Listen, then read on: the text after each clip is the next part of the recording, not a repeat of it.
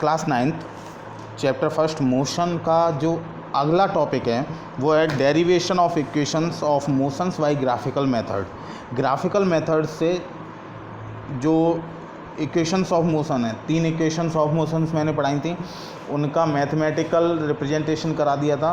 वो उतना इम्पोर्टेंट नहीं है जितना इम्पोर्टेंट ग्राफिकल मेथड है, तो आप ग्राफिकल मेथड काफ़ी अच्छे से कीजिए, ठीक है। तो यहाँ पे आपको एक ग्राफ दिख रहा होगा, ये पॉइंट ए से शुरू होके बी तक गया है, पॉइंट ए से शुरू होके बी तक गया, तो मतलब ये 0 से शुरू नहीं हुआ है। इसका मतलब है कि इसकी जो इनिशियल वेलोसिटी है, ये एक तो जो टाइम ये ग्राफ है ये वेलोसिटी टाइम ग्राफ है, वेलोसिटी टाइम ग्राफ। तो इसमें जो इनिशियल पॉइंट है वो 0 नहीं है, तो इनिशियल वेलोसिटी 0 नहीं है, तो इनिशियल वेलोसिटी क्या होगी, u मानी है हमने।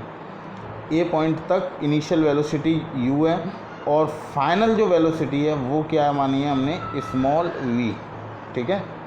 और इसने t टाइम दिया है इसको ट्रेवल करने में, तो O से लेके C तक हमने t माना है, O A U और B C हमने v माना है, ठीक है।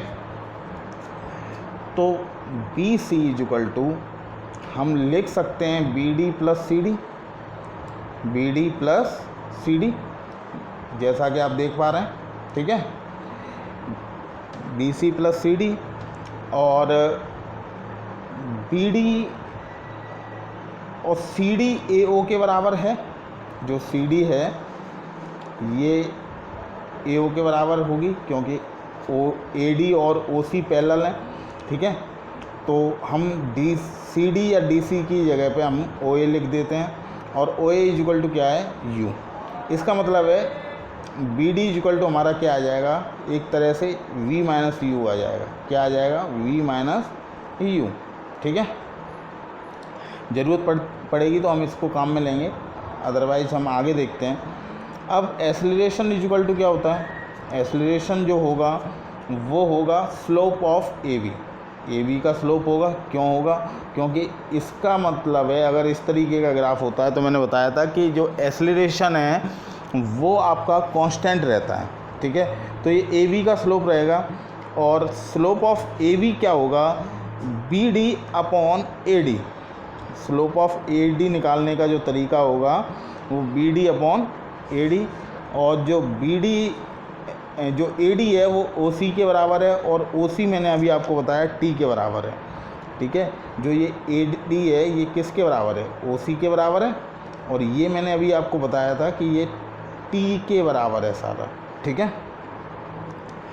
तो हम ए डी की जगह पे क्या रखेंगे, टी, क्लियर। और बी डी की जगह पे, बी डी मैंने अभी बताया v माइनस यू लिख सकते हैं वी डी की जगह पे। तो हमने क्या करना है, a equal to V minus U upon T कर लेना है। t का मल्टीप्लाई इधर करेंगे तो v minus U equal to क्या आ जाएगा, ए टी आ जाएगा, और u को इधर पहुंचाएंगे तो हमारा जो फर्स्ट इक्वेशन ऑफ मोशन है वो आ जाएगी, क्या आ जाएगी, v equal to U plus A T, ठीक है। तो इस तरीके से ड्राइव करेंगे तो हम अपनी फर्स्ट इक्वेशन, ठीक है। तो ये आप नोट कर लीजिए जितना भी मैथमेटिकल पोर्शन है, और थोड़ा बहुत इसमें थ्योरी लिख लीजिए, बहुत ज़्यादा थ्योरी लिखने की ज़रूरत नहीं है, पर ये ग्राफ और ये जो पोर्शन मैंने कराया है कम से कम इनिशियल लेवल पे इतना पोर्शन तो आपको करना ही करना है, ठीक है, क्लियर। अब अगले उस पे आते हैं, सेकंड डेरिवेशन पे। सेकंड इक्वेशन ऑफ मोशन क्या होती है, S is equal to U T plus half A T square, ठीक है। तो इसके लिए वही ग्राफ हम यूज करेंगे।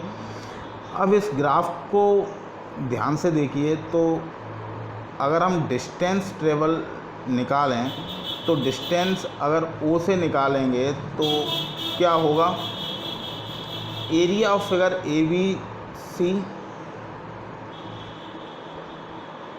ओ ए बी सी, मतलब ये जो आपको इतना सारा ये एक क्वाड्रिलेटरल दिख रहा है, इसका एरिया निकालेंगे अगर जितनी डिस्टेंस ट्रेवल की जाएगी, क्योंकि ये बेसिकली क्या है, v और t का टाइम ग्राफ है, और v इक्वल टू क्या होता है, s मतलब डिस्टेंस अपॉन टाइम।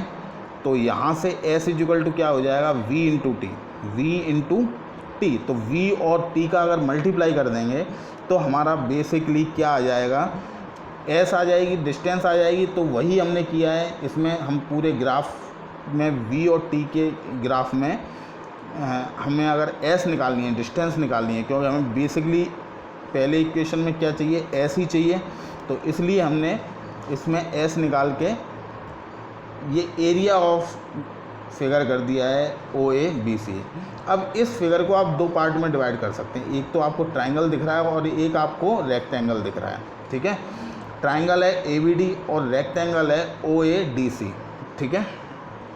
तो आप इन दोनों ट्रायंगल दोनों शेप्स का एरिया प्लस कर देंगे तो ये पूरे का एरिया आ जाएगा, ठीक है।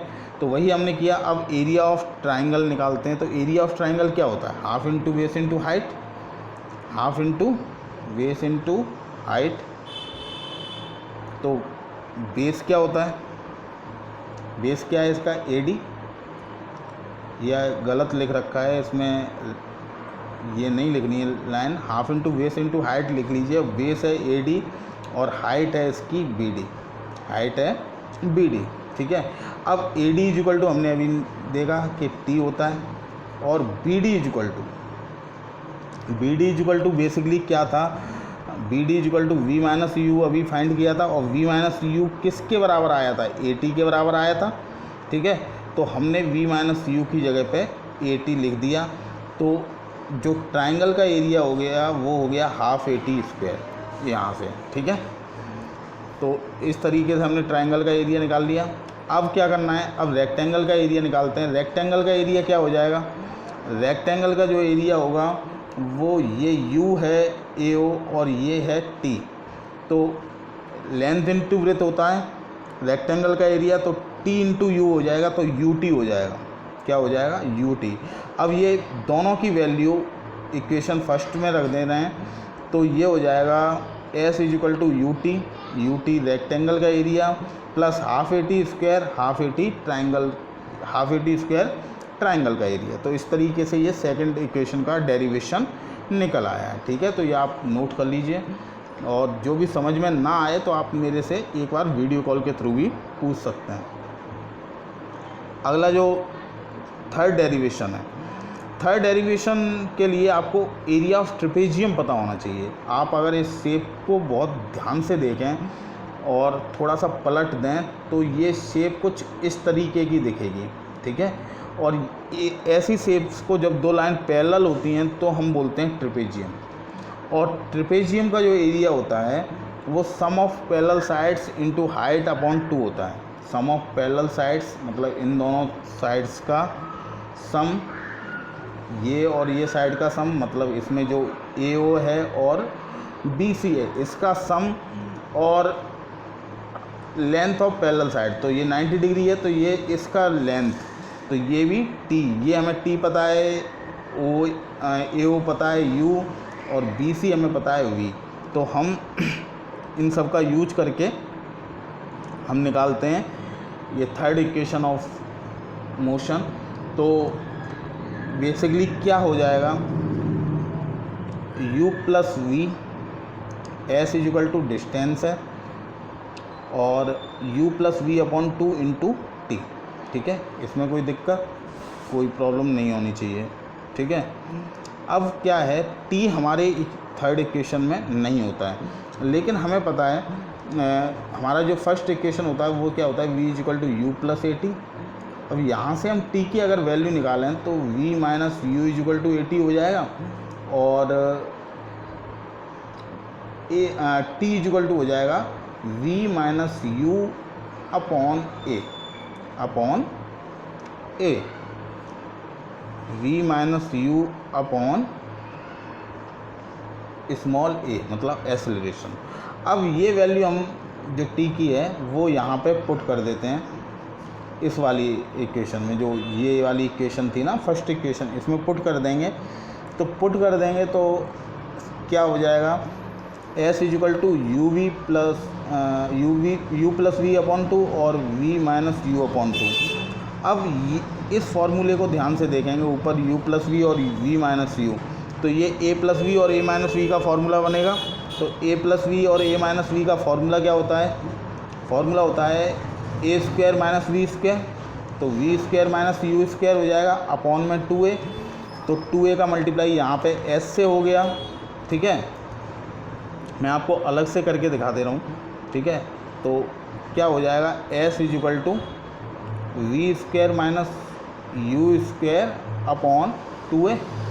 ठीक है, 2a का हमने मल्टीप्लाई s से कर दिया, तो V square minus U square equal to क्या हो जाएगा 2as, और यू स्क्वायर को इधर ले जाएंगे इजिकल टू के, तो ये प्लस का हो जाएगा।